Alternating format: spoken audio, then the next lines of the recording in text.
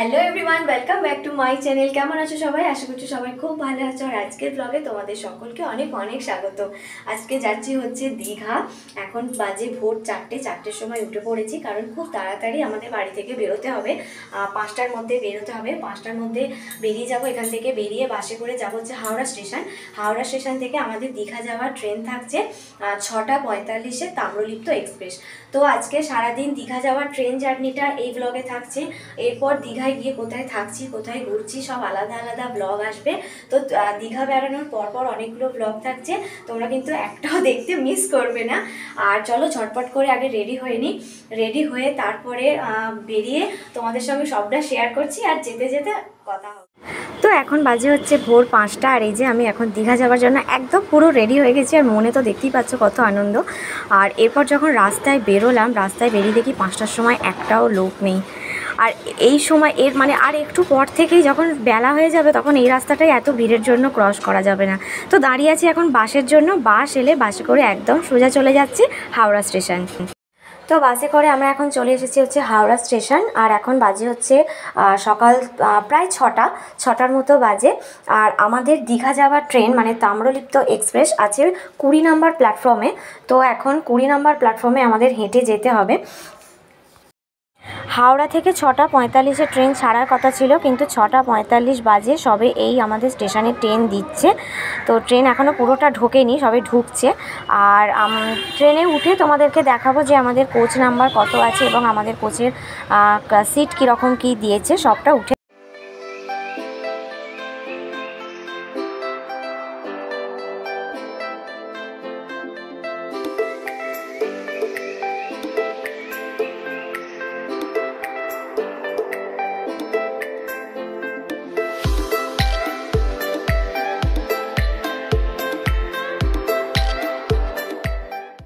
আমাদের coach number ছিল D3 এ দেখতে পাচ্ছ ট্রেন সবে ঢুকেছে, এখনও গেট খোলেনি। গেট খুললে তোমাদের ভিতরটা দেখাচ্ছি। তো দেখো, এখানে গেট দিয়ে ঢুকেই সামনে একটা বেসিন আছে, জল আছে বেসিনে, কিন্তু মিরার দেওয়া নেই। এবার দেখাই তোমাদের বাথরুমটা ভিতরে গিয়েই একটা বেসিন দেখতে পাচ্ছি। আর বাথরুমটা মোটামুটি ক্লিন আছে, খুব একটা যে একদম পরিষ্কার তা নয়। এটা হচ্ছে ইংলিশ টয়লেট। আর এখানে বেসিন আছে, বেসিনের সামনে একটা মিরার আছে, যে মিরারটাতে ভালো করে কিছু দেখতেই পাওয়া যাচ্ছে না, এত আবছা। তো যাই হোক, ট্রেনটা কোটাটা মোটামুটি পরিষ্কার আছে। এবার তোমাদের দেখাই আমাদের সিট কামরাটা। দেখতেই পাচ্ছ এখানে একটু অন্যরকম দিয়েছে। আর এখানে আমাদের সিট নাম্বার হচ্ছে 37, 38, 39, পরপর 3টে সিট। আমাদের জানলার ধারে সিট পড়েনি, তাই মাম্মা একটু আপসেট। উপরে এসব ব্যাগ রাখার ব্যবস্থা আছে। আর সিটগুলো তোমরা একটু দেখে নাও, আমার তো একটু কীরকম লাগছে, একটু অন্যরকম কামরাটা, ট্রেনের কামরাটা একটু অন্যরকম। ঘড়িতে তখন বাজে প্রায় 7:30। আমাদের ট্রেন ছেড়ে দিয়েছে, আমরা দীঘার উদ্দেশ্যে রওনা দিয়ে দিয়েছি। আর ট্রেনে উঠেই আমি নিয়ে নিলাম 1 কাপ চা, কারণ অনেক ভোরবেলা ঘুম থেকে উঠে বেশ মাথাটা ধরেছিল। চা খেতে খেতে আমি জানলা দিয়ে বাইরের দৃশ্যটা উপভোগ করছিলাম। আর দীঘা যাওয়ার যে মনে উচ্ছ্বাসটা, সেটা একদম কি বলবো, আনন্দে মন ভরে যাচ্ছিল।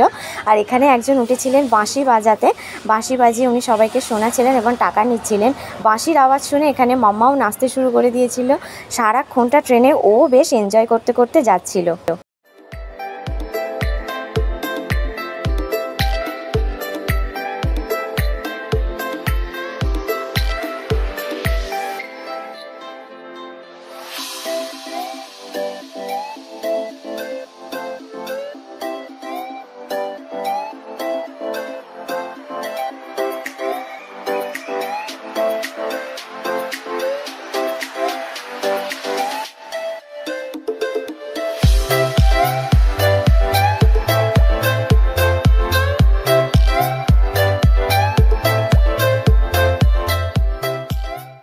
তো এখন বাজে হচ্ছে 10:28। আমাদের ট্রেন আস্তে আস্তে দীঘা স্টেশনে ঢুকছে। আমরা দীঘা পৌঁছে গেছি। আর পৌঁছে যাওয়ার যে আনন্দটা, সেটা আমাদেরকে দেখেই বুঝতেই পারছো।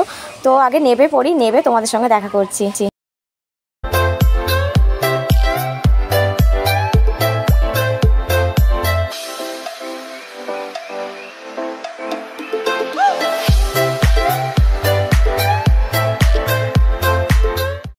তো ট্রেন থেকে নেমে আমরা এখন হেঁটে যাচ্ছি পিছন দিকে দীঘা স্টেশনটা তোমরা দেখতেই পাচ্ছ। তো এই দীঘাতে নেমে যে আনন্দটা হচ্ছে সেটা ঠিক আমি তোমাদের বলে বোঝাতে পারছি না। আর এখন আমরা যাব হচ্ছে হোটেল খুঁজতে, কারণ আমরা আগে থেকে হোটেল বুক করে আসিনি। হোটেল খুঁজে নিই, তারপরে তোমাদেরকে দেখাচ্ছি কোন হোটেলে থাকছি। তো বেশি খোঁজাখুঁজি না করে আমরা সমুদ্রের খুব কাছেই একটা হোটেল পেয়েছি। হোটেলের নাম হচ্ছে সান ইন। রিসেপশানে এখন আমার বর রুম বুক করছে। আর এখানে হোটেলটা বেশ ভালো, কাছাকাছি সমুদ্র আছে, তবে আমরা খুব সামনের দিকে ঘর পাইনি, আমাদের ঘরটা একটু পিছন দিকে পড়েছে। তো আমাদের এই হোটেলের রুম কীরকম, কত কী ভাড়া, সেটা তোমাদের নেক্সট পার্টে দেখাবো। আজকে শুধু ট্রেন জার্নিটাই, মানে দীঘা জার্নিটাই তোমাদের সঙ্গে শেয়ার করলাম। এই ভিডিওটা এটুকুই থাকছে, সবাই লাইক কমেন্ট শেয়ার করে দিও। আবার এর নেক্সট পার্টে তোমাদের সঙ্গে দেখা করব।